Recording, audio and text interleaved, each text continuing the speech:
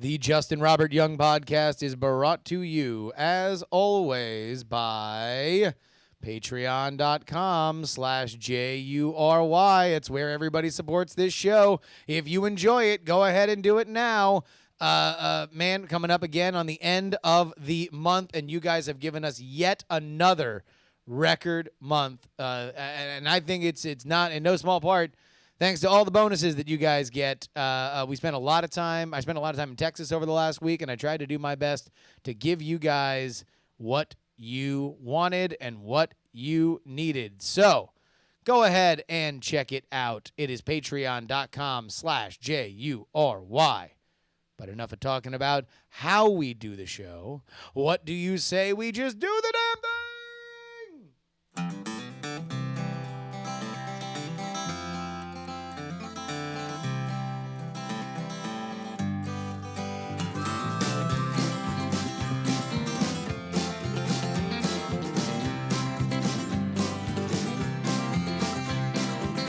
On the day that we met on the internet, I asked her for a photograph. She sent it over to me, said, I know it's ugly. And I said, girl, ugly ain't the half, look at you. Well, you got blue teeth and you only got 2 teeth, but I kinda like to see you smile. And it appears that over the years you've turned into a big old steaming pile. And she said, yeah, I know I ain't no supermodel. I said, you ain't a hand model, baby, but that's fine, 'cause you're pretty ugly by most people's standards, but you're alright by mine.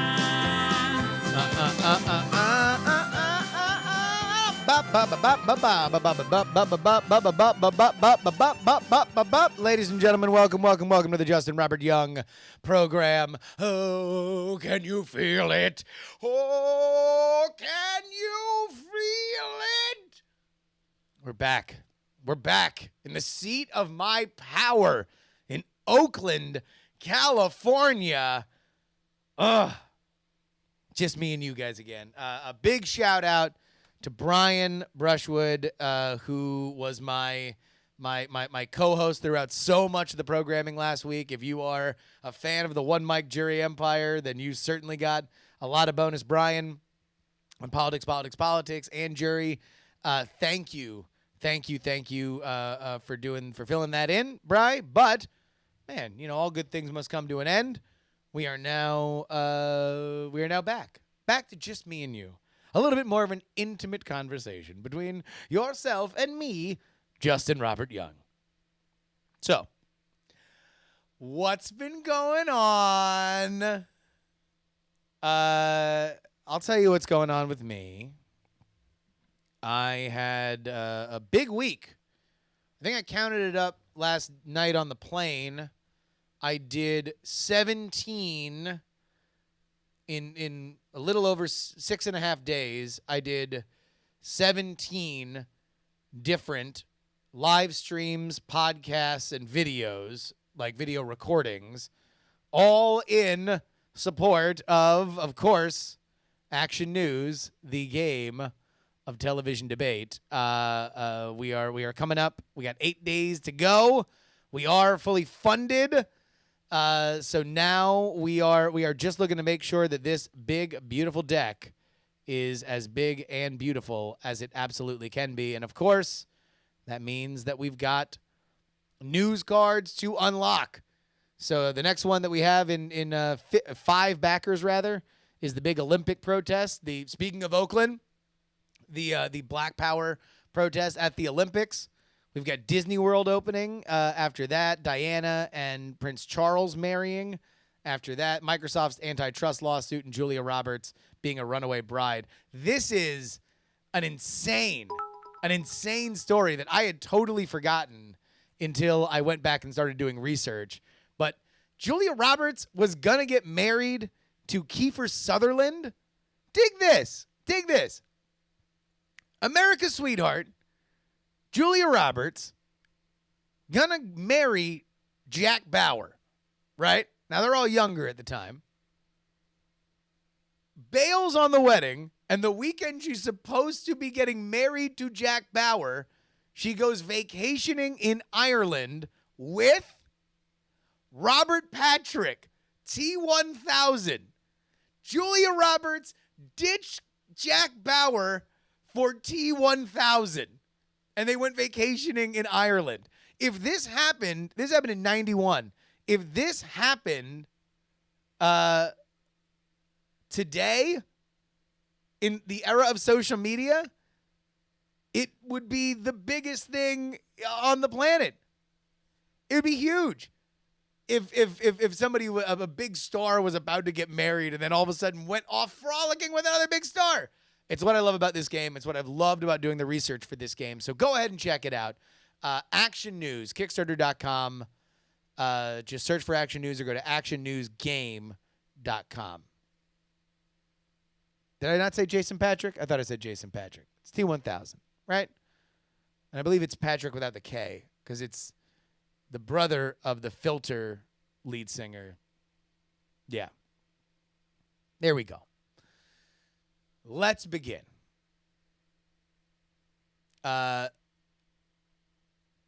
This time in Texas was really, really kind of transformative, I would say. You know, it was the first time that I kind of realized that I was sort of on tour for something. Like, my job when I woke up every day was to find somebody else to talk to about Action News, and I wound up doing a lot of it, and you know, I still kind of wanted more. There's a lot of conflicting feelings for me about exactly how much effort that I've put in to Action News, because I believe in it so much, and I wanted to succeed so much, and yet, you know, I've been honest with you guys before. I mean, there is a hard time looking at the number that we're at right now and realizing that it's 6 figures under what we did for the Contender. And that's not, again, we're not going to dwell on that, but it does constantly sort of leave this this blanket over my head, right?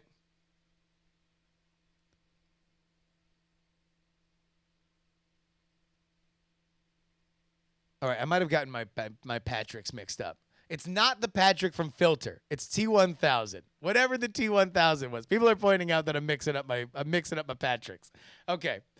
But going out there and just really making it my gig to go and chat up the show was something, or chat up the Kickstarter was something that I really did feel good about. It felt good just going out there and kind of physically spreading the word as much as I could. And I just want to take this time because at the point that, well, maybe I'll save my big schmaltzy thank you for next week because that'll be the day before. But just know that I love and appreciate everybody who supported this project. It's meant the world to me. It's been a little bit more tumultuous than I think I initially expected it to be. But know that anybody who I've seen retweet it, anybody that I've seen post about it, it just means the world. It really, really does. And I can't thank you guys enough. So I'll leave it there. There's going to be more schmaltz next week. But, man, I really had a great time hanging with the Brushwoods. I like hanging with the Brushwoods a lot, the Brushwood family, because I feel like I'm like the narrator for a coming of age movie, like a gender flipped Boyhood, right? Or just periodically, once every couple months, you know, you stop in and you see where the family is. And man, we are at a stage with those 3 Brushwood girls that it is different each time. They are all different human beings each time that I show up there. And I don't know what it is. I guess I don't really have a ton of that sort of. My life at 34 is not tremendously different than it was at 24. You know, there's more money. I'm not as lonely because I have a wife. But in general, it's about the same lifestyle. And it's so interesting to go see a wholly different one, to see the raising of three girls and how fast they're all growing up. I'll tell you what, though, there is something to this. I think it's like statistically documented that the youngest of a certain strata of brothers and sisters, like siblings, that they tend to be overachievers, and I can totally see why. Because like Callie, who is 4, I think, is so far advanced. Like she's just speaking in like full sentences, and she gets jokes and everything. And not to say the other two weren't that far along, but it wasn't like that. They're all going to be so smart and so talented. So I don't know really what the point is to this, other than to say that I love the Brushwoods. I love the Brushwood family, and it is always good. I think it is good to kind of get out of your own perspective every once in a while. And it's something that I constantly try to do to myself, is to think of things in other people's headspaces, right? Try to get out of where I'm at. Try to take off my blinders and see it from other people's perspectives. And there's only so much you can do that in abstract, right? There's only so much that you can that you can do without immersing yourself in another world. And the Brushwood household for me is just kind of it's like a port. Mahoy. Like I know what I'm getting into because it's another podcast studio. It's Brian, who I love hanging out with and I do half the shows with, right? And yet it's different. It's got local exotic flair. There was one more thing that I did notice. And I think all the parents here, the parents listening. In fact, I want to hear from the parents. This is something that I realized while I was there. Is that their girls are what? 13, I think 10 and 4, right? And I made a realization. And understand that this is going to this is all said out of the most love possible, and I do believe any parents who are listening to me will take this exactly in the spirit in which it is offered. I have become aware that now that I have 3 birds, there's a lot of bird noise that I just tune out. I just can't hear it anymore because it's not anything other than just random bird noise, right? It's not them in trouble. It's not them screaming or yelling or panicking or possibly hurting themselves. It's just like just random bird noise. I tune it out to the point where I only really realize it when I'm on the phone and I can hear it echoing back into the phone.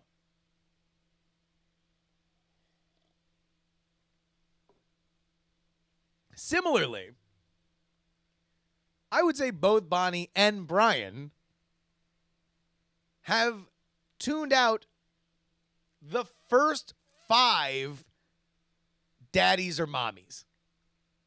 So I think as Brian described it, it's basically just boredom leaving their bodies. They're bored, so they call for the entertainment, mommy or daddy, right? But it's funny because I'll be sitting there with Brian and I'll be talking to him. And because I'm not used to it, I'll just hear, daddy, daddy, daddy.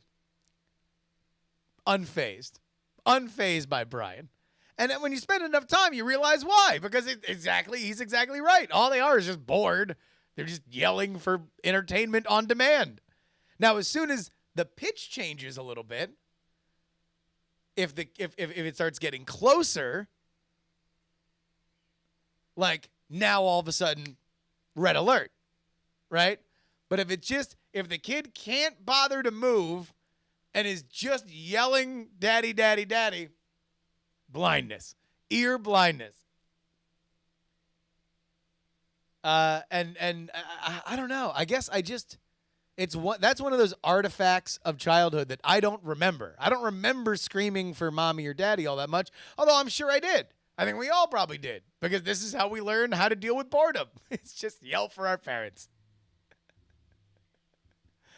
Come on. JuRY Bonch Coach says ear blindness is a disease. Oh, calm down. Calm down. No, you guys know what I'm talking about. They're not like having any kind of medical problems. It's just something that happens. Okay. That's that. ActionNewsGame.com, into the home stretch. Anything that you guys can do to get the word out on this, now's the week to do it. Now's the week. We're running low on time. This is when people are motivated to get in before they can't get in anymore. Very, very, very important. So let's go ahead and get into some of the stories of the week. We find weird stories throughout the week, and we try to highlight them. Let's begin with this one. I very much enjoy this one because it is not only a trend story that is barely a trend story, it's also cultural clickbait. So I don't know. I generally don't know where to put this. You guys help me out. Fake street signs warn of easily startled police in Twin Cities. At least 2 orange street signs reading, "Warning, Twin City police are easily startled," were seen in the Twin Cities Sunday. And anybody who's watching us live on twitch.tv or on YouTube will be able to tell that there are indeed what looks to be a semi-official sign, an orange sign, that has a police department member who has the lines pointing up from their head, and they look very surprised, and he has both guns pointed outward, and he's kind of shooting indiscriminately. So, we read now from this Star Tribune article written by Aaron Adler. Joe Marino brought an incredulous friend to see an orange street sign he spotted on Cedar River's neighborhood of Minneapolis. Oh, Jesus. Let me try that one again. Joe Marino brought an incredulous friend to see an orange street sign he had just spotted in the Cedar Riverside neighborhood of Minneapolis. The official-looking metal sign read, "Warning, Twin Cities police easily startled," and featured a graphic silhouette of a police officer, a gun raised in each hand, shooting in both directions. "There's a side of truth to the sign," Marino said after snapping a picture of it. "That tells you there's something wrong with the system." The sign, which was still up at 8 p.m. Sunday, was one of at least 2 seen in the Twin Cities. The sign's reference to the killing of Justine Damon just over a week ago. And now this article is refreshing, so I can't read it. Great. Awesome. So let's peel the onion back on this, right?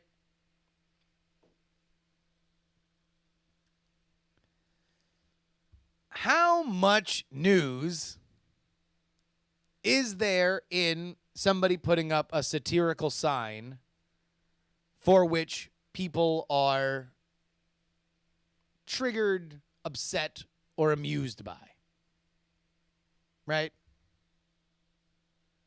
What is the burden for us reporting on it? Because I think that this is not a simple question. If this was just a tweet, which might be where it came from, is somebody tweeted a picture of it, and now all of a sudden the Star Tribune gets a hold of it, and now they start talking.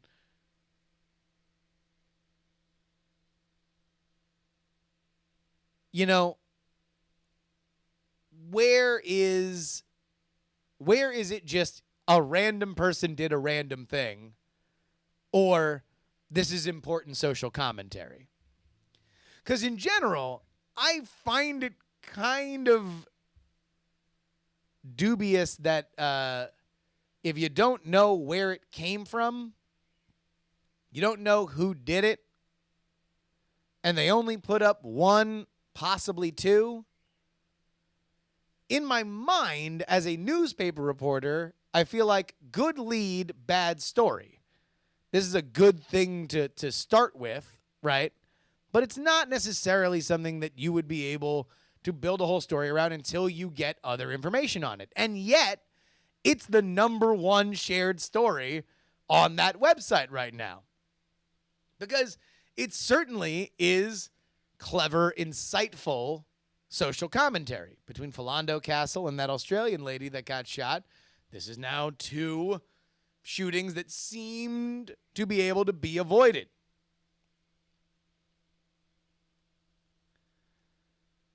So,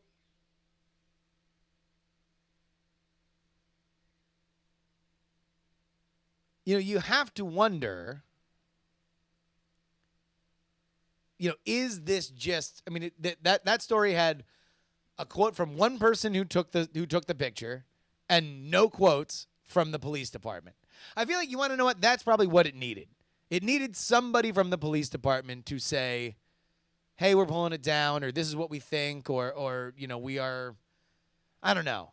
Maybe even off the record, although I'm always kind of dicey about off the record stuff for stuff this small. I don't know. There was something about it that just kind of resonated with me on the idea that it might, it's obviously it's there for the commentary. I don't know. All anybody wants to talk to me about in the chat room is the fact that the stupid Star Tribune site wound up blind redirecting me to some weird spam thing. So I guess we can just move on. How about something that is absolutely newsworthy? This is, I feel like we need a sounder for our ride share beat. We are on the ride share beat, ladies and gentlemen, and we are making the best of it right here on the JuRY Show. We've brought you racist drivers. We've brought you drunk ride share drivers. But here is something that I do believe you have yet to have seen on this rideshare beat. This from the New York Post. Uber driver caught by passenger allegedly receiving oral sex from a lady friend. This is written by Jackie Sallow from the Post. Uber reportedly has suspended a driver after a customer claimed that the man was engaged in sex acts with a woman during a dangerous and inappropriate trip. Anner Manuel of Boston took to the company's Facebook page Thursday to complain about a trip in which a driver appeared to receive oral sex from a woman. According to Manuel, he got in the car and noticed that there was another person in the front seat, though he did not select Uber Pool, the option that allows multiple passengers to share a ride. Quote, as we pulled off, the female in the front, who was clearly on drugs, this is his quote, attempted to open the door and could not even sit straight as the vehicle was in motion. She began to grope and grab him. Manuel shared a video that showed the woman caressing and kissing the driver. She then proceeded to perform oral sex, Manuel said. That was my last straw. I asked the driver to drop me off. He claimed that he contacted Uber to complain, but only received a $10 credit. They've been extremely bad at answering any message I've sent, and I demand something gets done. This is not okay. According to Gizmodo, the company is investigating the incident. Quote a Uber spokesman, the behavior of this former driver is appalling and will not be tolerated on the Uber app. As soon as the situation was reported to us, we immediately removed this driver's access. 5-star, 5-star, 5-star, 5-star, 5-star, 5-star, 5-star.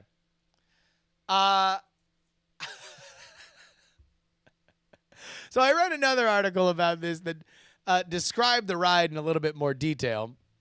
The guy was not going far, but he was in an unfamiliar area. So this one really sang to me because although I know the basics of Austin, I don't really know enough to give a driver directions. Like there's plenty of times that I was coming out from Dripping Springs, where Brian is, and I'm coming into Austin in a Lyft.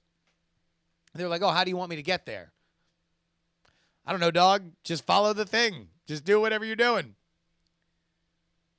So I can imagine, and I would say specifically, there was a time after we saw the wrestling show on Saturday night, me and Willie Dills and Trey Warren, and his lovely lady, and we all went out to get drinks. We closed down the bar. Fun times.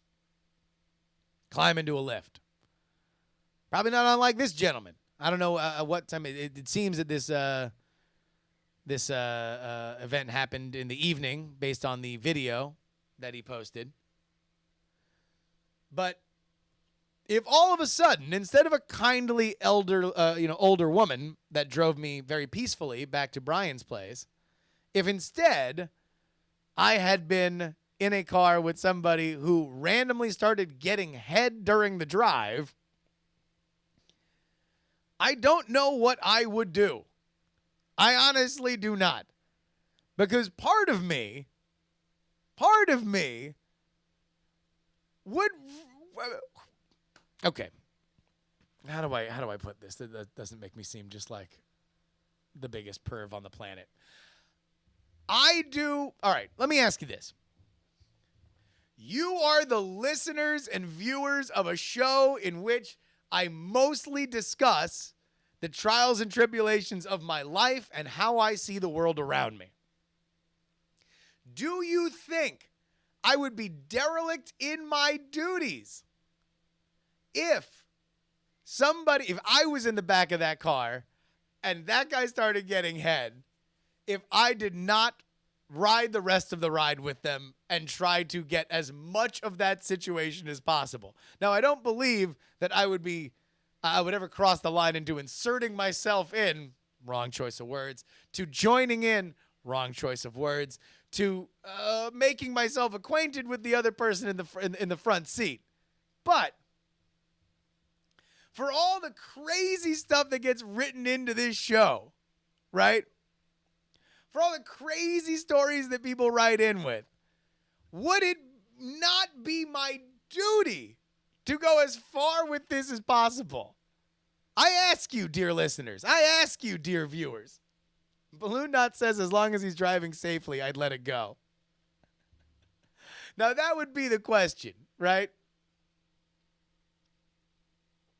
It seems as if this guy was a little distracted, and that was partly why the man in the back decided to end the ride early. It was when he says he got a $10 kickback from Uber, I think that was based on the fact that the ride was only $8 because the guy just started getting blown immediately. So he's like, yeah, about that. Just go ahead and stop the car and drop me off. And that's that. Now, here would be the other side of it. This is already national news. So as soon as you see things beginning, that's really the point, right? You know, what else is anything else that comes afterward is kind of fait accompli.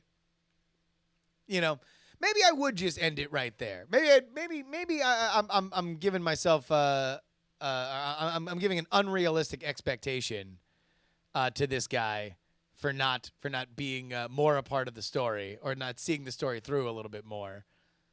Because I can imagine that would be shocking. And also it's like, really, I mean, what else are you going to do? Time it? You're going to take the guy's blood pressure while it happens? You're going to ask this lady, you know, where she went to high school? Like, what are you going to do? What are you going to do? Waffleavagus says, obviously you start periscoping it. No, I'm not going to periscope it. That's making pornography without anybody's consent. Now, if I had consent, no, I'm not. I would not. No, you wouldn't periscope it. Ninja Steve says, troll him. What? Am I going to start just barking at him? He's driving. I'm going to be like, oh, you, like, no, because now it's like a sexual thing. If I'm like, what if I just start yelling at him? Like, oh, dude, you're so gross. And it's like getting him off. That's weird. I don't want to do that. No, I'm not yelling, I got next. I'm not going to be a sex coach. That's definitely, that's far beyond the pale. I just want to be, I would like to sit stoically in the back seat like Marvel's The Watcher and just kind of with my totally filled in bright white eyes just see all of the universe, including this story for which I would bring back to all of you like a dead bird.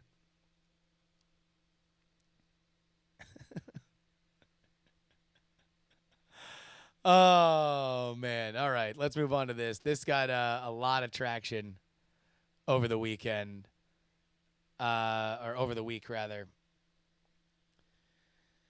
And I think this is another one of those stories that winds up becoming big because of something that it's not, but yet the further explanation does not really negate the awfulness of it. And I'll explain that in a second. But first, let's just go ahead and take a look at this old headline. N-word brown. Walmart's website uses a racial slur to describe a wig cap. A Twitter user shared a screenshot of a product page in which the cap's color is described as N-word brown. He then said, "Hey, at Walmart, what are you doing?" You can see it here. It is, wig cap, $7.28 on the Walmart website for a net durable, stretchy weaving, net weaving cap, wig cap, size medium. We read from the Real Progressive Front website.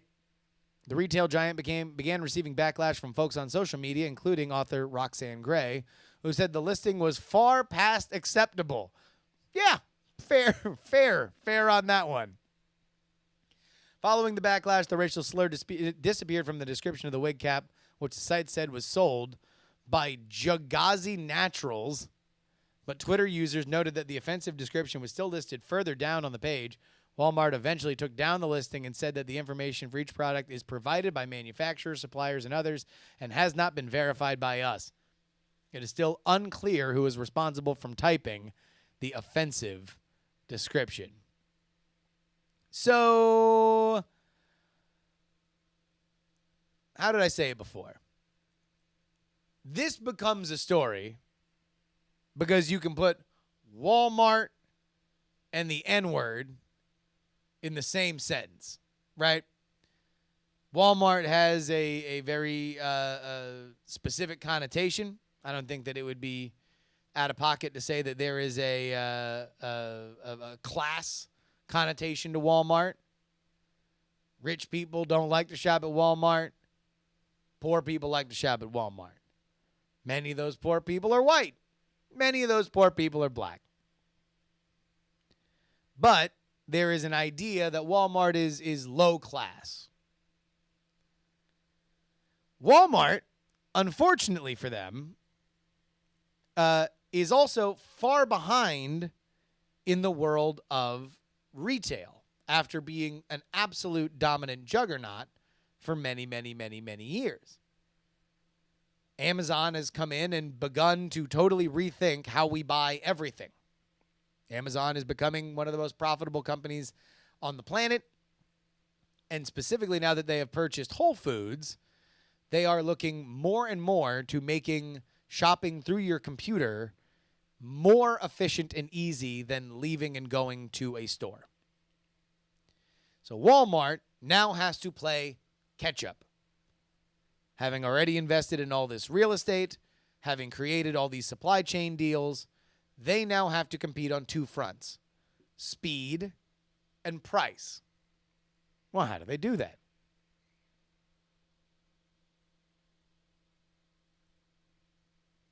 Well, they begin to bring in what Amazon has done over the past the past decade and a half now, right? More and more people into their vendor system. If you want to list something on Amazon, it is very easy to do it. Amazon will make it intensely simple for you to either just list your product on their site or ship your product to their warehouses so people can buy it via Amazon Prime. It's what we do for the Contender, for example.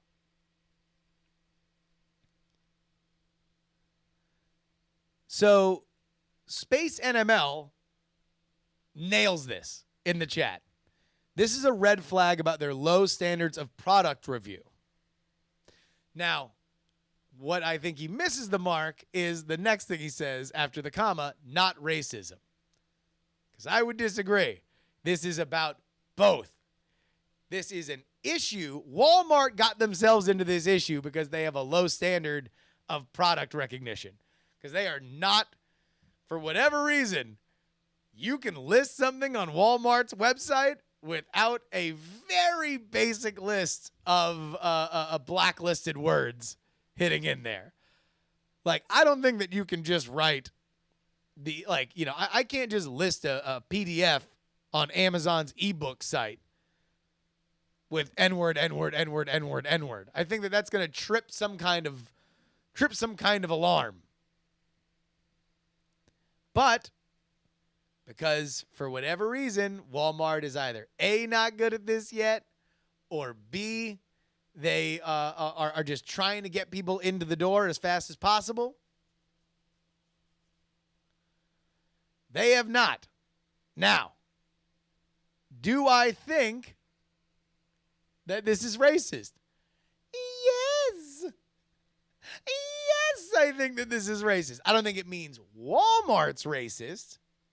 I think that somebody at Jagazi Natural Full Cap Durable Stretchy Weaving Net Wig Cap Size Medium, whoever made that listing, is either one of two things: racist or way too loose with the N-word in a retail capacity. You cannot come out of pocket. I don't care what race you are. You cannot list in the contextless void that is the retail internet. You cannot just start popping off with the N-word. I don't care how comfortable you are saying it in your life. If you are not selling it on your own website where that is a thing, where you are not cultivating an audience for that, and even then, I really think that there are problematic levels to that I don't even want to touch right now. You cannot throw it out there. Oh, geez. White One G says, can it be both, Hulk Hogan? Well, maybe it is. Maybe it's... Well, listen, brother, I got all that Gawker money. I went into wigs.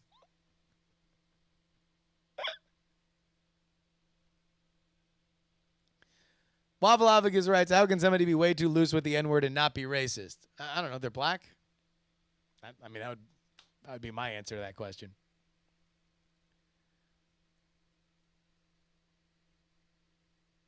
Yeah, I would say that's probably the first way that you can be really, really, really loose with the N-word in your daily life and not be racist. Also, I'm going to go ahead and recuse myself from being the N-word police. I'm out on that. I'm not gonna go through this. All I know is that this one went viral, and yeah, it very much deserved to go viral because it's hard. It's hard when you are an entity that means a lot to a lot of people and a lot of things to a lot of people, and to control your image. But man, that one was bad. N-word Brown. Jesus Christ. All right, let's go ahead and get into the mail. We got some long stories today, so buckle up, kids. You can email me, justinrobertyoung@gmail.com. Again, that is justinrobertyoung@gmail.com. Put JuRY in the subject line. Please, please, please put JuRY in the subject line. First one is from Will. I need your opinion. I was eating dinner at a food court in Chicago's downtown, about 8:15 local time, p.m. I had nearly finished my Panda Express. I had my headphones in as I was working away on Excel and my laptop. with several hours of work to do before I went to bed. At the edge of my vision, there's a guy standing there across the table from me, and he asks if he can sit at my table. And I say, why not? But I don't take out my headphones. He asks me if I'm 22. I tell him I'm 23. He says, I'm 22. That's why I ask. It's so hard to meet people our age. I'm polite, but not overly involved in the conversation, removing one earbud once it becomes clear that he doesn't intend on letting me get any work done. Okay. I am going to pause the story right now, and I would like primarily for our live viewers and listeners to answer, where do you think this story is going? I'll wait a couple seconds, but where do you think this particular story is going? Random guy comes on up to him while he's eating and starts making fairly inane small talk about meeting people their age in their early 20s.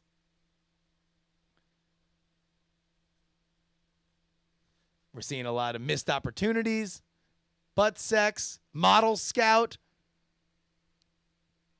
They get into an Uber. All right, we continue reading. He eats a KFC meal, and we exchange facts about ourselves for 30 seconds, with 30 seconds between questions. I learn he's a film major at a top film school out of state, and he's in Chicago for a summer internship. More generally, I'd say he wasn't unattractive, maybe a 5, dressed in a lower energy, smart casual, and slightly on the socially awkward side, but clearly an extrovert. At some point, he starts to get up and leave and says he enjoyed meeting me. Relieved it was over, I said it was nice to meet him too. Then he said he was always looking to meet new people. Then he asks if he can get, quote unquote, my digits. I awkwardly agree, not sure what else to do. This has never happened to me before, and I was not prepared. I put my number into his phone. Then, as he's gathering his things, he says, maybe we can get a beer sometimes, if I'm not being presumptuous. So I think I saw Waffleophagus in there who had hitting on him. Pay out everybody who said hitting on him. Well, that was weird, but I was showing disinterest throughout, especially when he mentioned that line about getting a beer. So I'm hoping he read the situation and will forget about me as quickly as possible. No more than 2 minutes later, I got the following text. Hey, dude, this is Steven. Name change for anonymity. It was nice meeting you, man. Have a good one. What began as a strong feeling turned into a near certainty. I just got hit on by a gay guy. Now is a good enough time in this story to mention that I am, in fact, not gay. So after much consideration, I decided to be a good human being and clear up the confusion with the following. This is 9:04, so about 20 minutes after the first text. Hey, man, it was nice to meet you. I apologize if I'm reading this incorrectly, but I do have a girlfriend. If I'm reading that right, then I'm sorry I didn't speak up sooner. Regardless, have a good one, too. And then I got back the following, 6 minutes later. Dude, I'm not gay. I didn't mean for you to think I was. And yes, you were reading it incorrectly, and that's okay, man. Huge fuck up on my part. I apologize if I was intrusive. This was a total misunderstanding, and I apologize for that. I'm as straight as they come. Have a good one, man. Sorry for the confusion. Then didn't mean for you to read that much into it. He goes on. So I have many questions. Did I do the right thing? Was I an asshole? Do you ever get hit on by gay guys? And probably my most burning question, do you think he's really gay? I know he literally said he wasn't, but he said 3 times, once would have done the trick. Somehow, I'm still 70-30 with him being gay. Please give me your thoughts.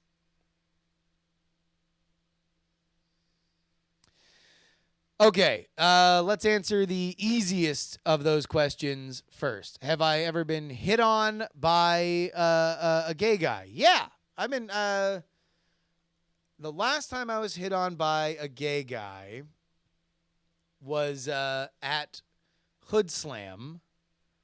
Hood Slam has once a year a drag show. So their male performers come out dressed like women, and their women performers come out dressed like men. They wound up expanding it to 2 days this year because it was such a well-attended show, and you get a lot of people that enjoy drag shows, which is a tremendous culture out here in the Bay Area, who want to come and see a different kind of drag show. Oh, yeah. And then there was the other time at the roller rink where I definitely got hit on by who I assume was either gay or on drugs or both. But I was there and I was watching the show, and I had my hand on Ashley, who was also there. And this guy was like, "Oh, are you here with your friend?" And I was like, "No, that's my wife." It's like, "Oh, okay. I was just checking because she just looked like your friend." And I'm like, "No, it's my wife." And he's like, "Oh, okay, all right, just checking. How are you doing? What's going on?" And it was innocent. It was not a thing. And I didn't make a big deal about it. I just kind of went back to watching the show. But it was certainly one of those things where it was a hey, you are a guy at a drag show. Many guys at drag shows bring their friends. Many guys at drag shows are gay. Fair dinkum. Took a shot in the dark. I felt flattered by it, to be totally honest. I felt pretty. I felt like the prettiest girl at the bar. I was happy that happened. Now, if anything, I almost felt bad that I felt I was blowing the guy off, because it seemed like he didn't believe that was really my wife, and that I was just blowing him off because I didn't like his come on. But oh yeah, Crunchy89 says that goes away. I don't doubt it. I'm just saying in that moment. So let's get back to Will. Will, I'm not gonna lie to you. I wouldn't lie to you on this show. I'm gonna tell you that there is a little bit of me when I read your story that I say, you doth protest too much. Because I have never found it particularly hard to ignore people in a public setting. Specifically if I had work to do. So there is no harm in saying that, hey, look, I enjoyed the company. Somebody came up to me. They started talking. I enjoyed the back and forth. That's fine.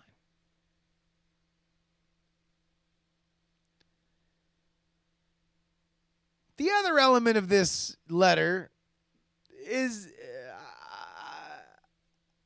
I have no problem discussing how attractive certain men are. I like to. I don't think that it makes you gay if you're like, that's a handsome man. That's a good-looking man. Oh, what a hunk. What a real beefcake this guy is.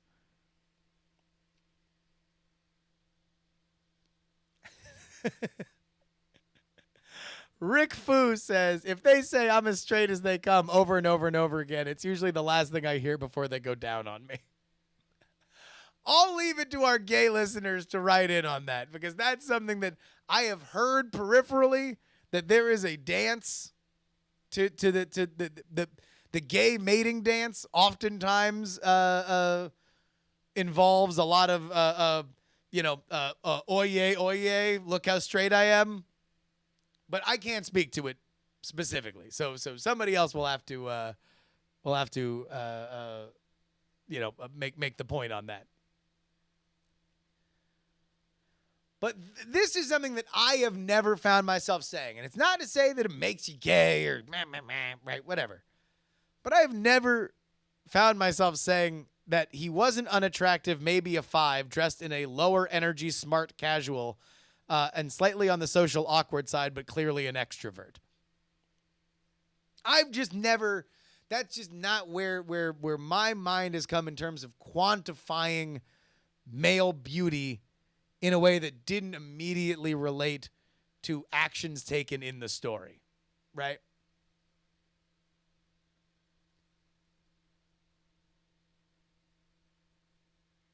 But I will say this. Even if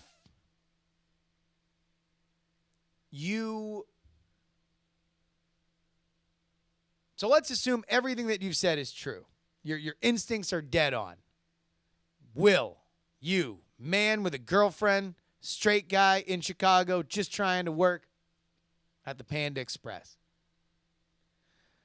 Gay film guy comes in, chats you up, thinks that you're just the cat's ass, wants to talk to you. I don't think that it's necessarily something that you needed to cut off unless you felt uncomfortable with it.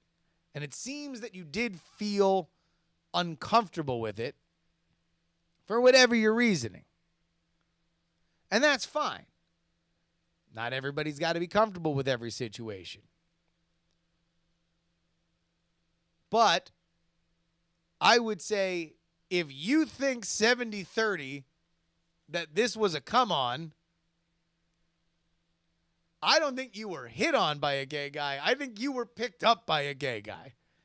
And, like, I'm not saying you're gay or anything like that. I'm just saying that now that there's a lesson for you to learn, that is what a pickup looks like. Come in, talk to somebody, get their number. That's exactly what happened. Now, if you found the guy fascinating, you don't have to fuck everyone you meet. You can absolutely just say, sure, let's just go grab a beer. And if he starts, touching your thigh or something like that, you can say, whoa, what the hell's that? That's not my bag. That's not where we're at. We're just here hanging out.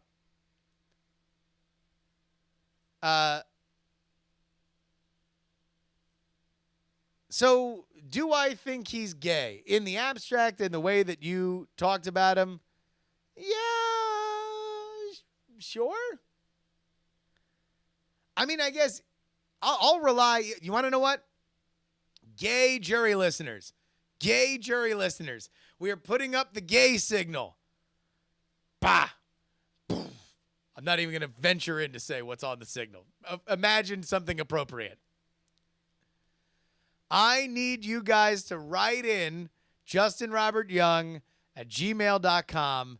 You give me your read on that interaction. Give me your read on it. Because, again, I've had peripheral, I've been around, I've had gay friends, I've been hit on by gay guys a couple times, but it's not something that I am familiar with the patterns for. So, write it on in. JustinRobertYoung@gmail.com. JuRY in the subject line.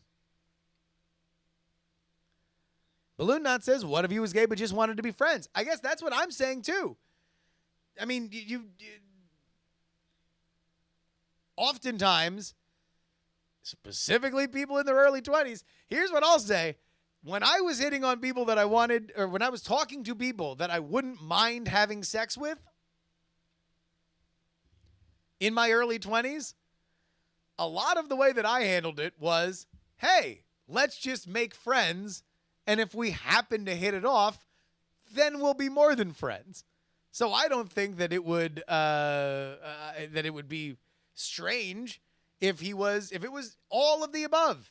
Yes, he's a gay guy. Yes, he found you fascinating and or cute. Yes, he would like to hang out with you in a platonic relationship, or if it happens,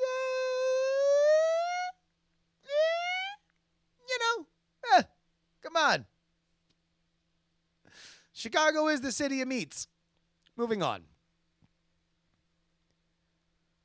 Let's go to Erickson. Erickson writes, I don't know if this is good for the show or not. A little bit about myself. I'm almost 38. I'm separated and living together with 2 young kids. It was Father's Day, a coincidence for me, but not so much for her.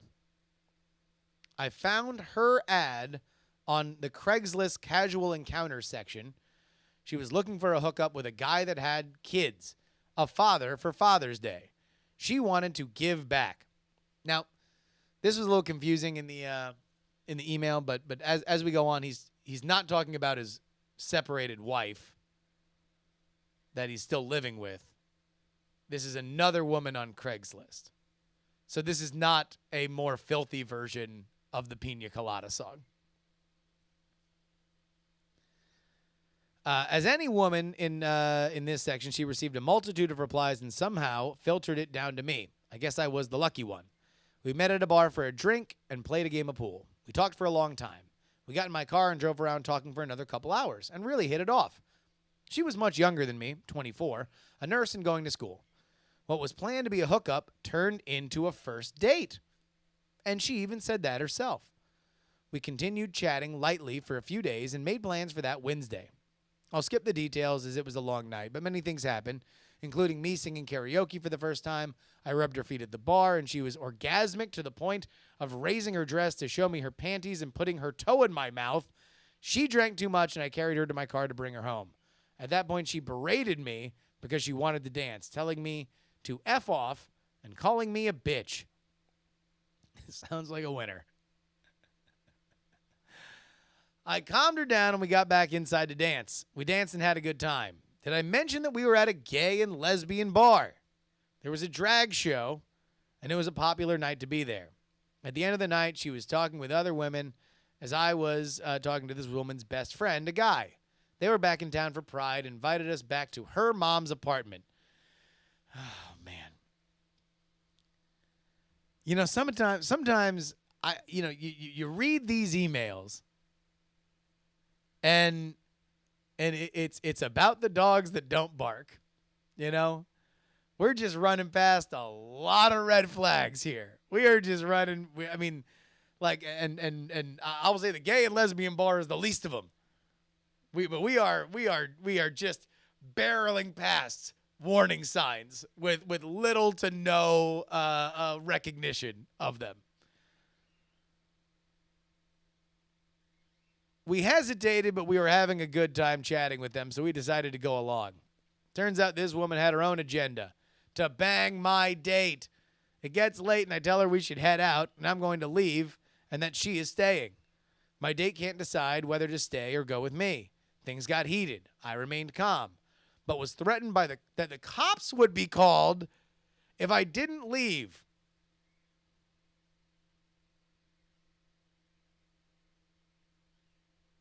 Come on, buddy. All right. Again, it's like I understand things got heated, but you remained calm. I think that there's a little bit more in that before the cops get called, but that's fine. We'll just keep going. My date stays behind and has sex with the woman. By the time I got home, she had sent me a message apologizing, saying she didn't remember what happened. I got home at 5 a.m. and see she dropped off a bunch of stuff from her purse onto my car floor. We talked things out the next day, and I said that we could hit the reset button and try again.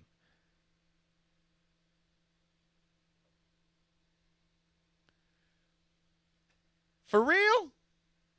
For real? Hit the reset button? How much worse can a first date go? Number one, it didn't even fulfill the promise of the date, which was supposed to be a hookup, a father for Father's Day. It turned into a horrifying first date. The reset button? We read on. We meet that night so she could get her stuff back and hang out for a while. At this time, I'm informed that her ex-boyfriend has contacted her that day and may want to get back together. Cue Lando Calrissian. This deal gets worse all the time. We hang out for a bit, and she decides she wants to go back to the original arrangement. Hook up and never talk again. I let her know that she shouldn't feel obligated and that she doesn't owe me anything, but I'm willing if that's what she wants. We didn't have the opportunity that night as her roommates did not vacate her apartment, and the next day she is conflicted. I tell her I don't want to do anything with her, which is where it's at, and she agrees. We say goodbye. I go out Ubering that night. Oh my God. No, this can't be the same person. If it's the same person, you need to email me back, Erickson. I go out Ubering that night. 1:15 a.m. I receive a message. Her roommates are gone, and if I still want to come over. I thought we were done with this, which is what I told her. I end up going over, and we have an amazing night together. Again, I'm home at 5 a.m. We exchange pleasantries that morning and say goodbye. 2 days goes by, and she's compelled to talk to me. I'm happy to talk and be friends. I was happy to talk and be friends. By the next day, she wants to get together again. I was unable to make that night, and a couple nights later, she informs me that she will be proceeding to get back with her ex. I tell her I'm happy for her, and she is surprised at how cool I am being. Again, I say goodbye. I don't know if I will ever hear from her again. It hasn't been that long, and I wouldn't be surprised either way. He then added a little postscript that they have already hooked up again in the time that he was writing that email.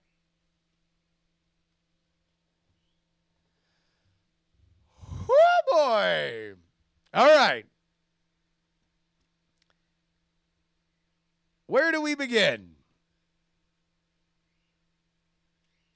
I would be a hypocrite to tell you guys that I have not been in situations where I have willfully looked at just big flashing warning signs. And I have run through them without hesitation. However, I do want us all to better ourselves, our community, all of us together. I do believe that we can be better than the sum of our parts. And so whenever you're in this situation, whenever you know that things are maybe a little bit off, and yet you've got elements in your soul that make you want to go right into them, literally sometimes, I just want you to isolate this sounder from my mouth to your brain. Really? Come on, buddy. Just really? Come on, buddy. Come on, buddy. You know this isn't a good idea. You know goddamn well this isn't a good idea. This is a problem. You do not want to be involved with this woman. This is bad news bears. Abort. List more stuff on casual encounters. But how about this? Keep it a casual encounter. I know you're lonely. I know it seems like you're going through a lot being a father, living with your separated ex, raising 2 kids. That's a lot to deal with, dude. That's a lot. And you have some ancillary energy that you just want to get out there and interact with the world. I can dig it. But whoo! That ain't it, brother. I'll tell you. You do not want to get involved because, spoiler alert, one of 2 things are going to happen in the immediate future with that lady. Number 1, she's going to come looking for money. Number 2, that boyfriend's going to come looking for you, possibly looking for money. So, from me to you, run, Ronnie, run.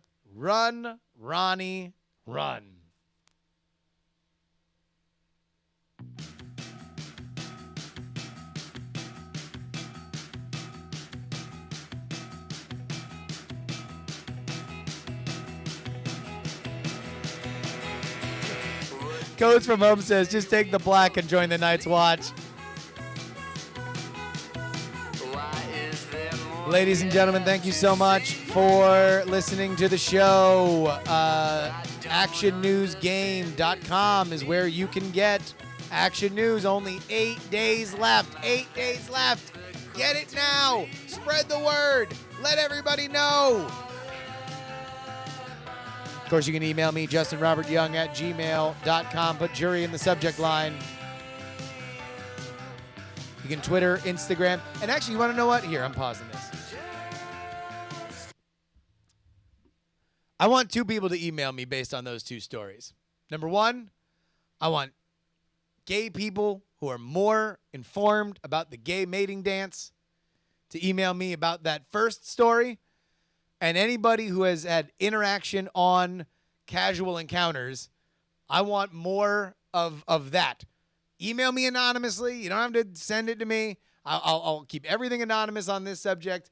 But I suspect that there are even people that are on casual encounters all the time that are like, get away. Leave. That's bad news. That's the worst of casual encounters.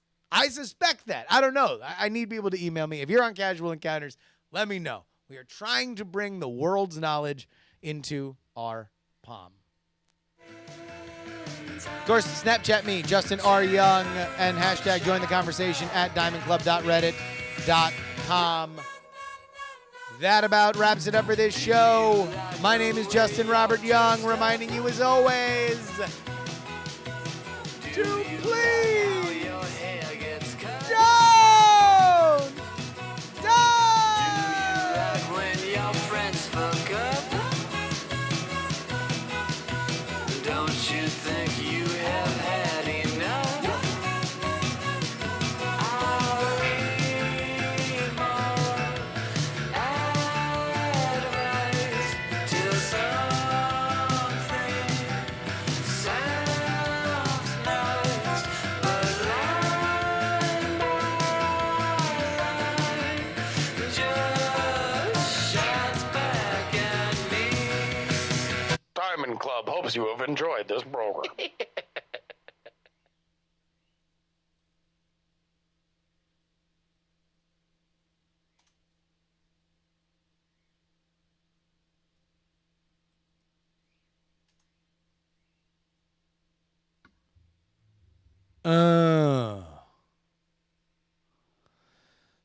Cal Fennec says, have you considered using Terps in the Yogcast to promote Action News? They have a copy, so hopefully they will before it's done. I haven't followed up with them, though, so that's my fault. But, yeah, no, Terpster got a copy and said he was going to do it. So, you know, we will see. They are busy boys over there, though. I know that they are doing a shit ton of stuff. All right, guys, what do we like? We should really get a quote thing. Oh, yeah, what is the latest on the vote?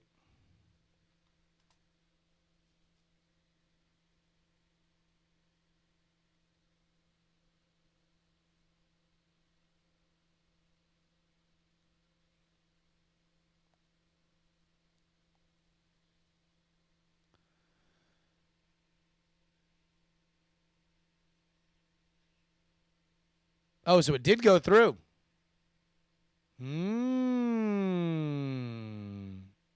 Interesting.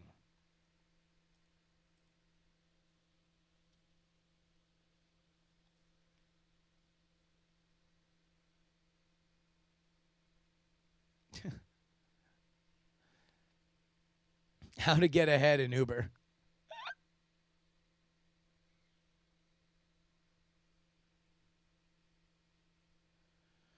Well, you know, to be honest, I'm even kind of confused about what the path forward here is.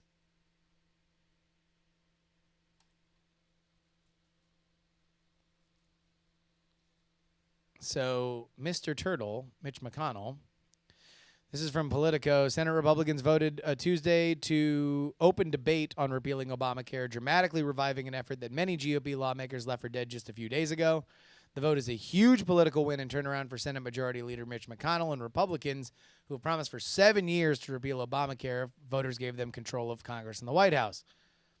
John McCain, recently diagnosed with brain cancer, entered the chamber to a standing ovation to cast the 50th Republican vote. GOP Senators Susan Collins of Maine and Lisa Murkowski of Alaska broke ranks to oppose the measure. forcing Mike Pence to break the 50-50 tie. While the Democrats opposed the measure, underscoring the significance of the vote, many senators sat at their desks for the vote. The vote is no guarantee that the fractured Republican Party can coalesce around a health care plan now that the debate blah, blah, blah, blah, blah.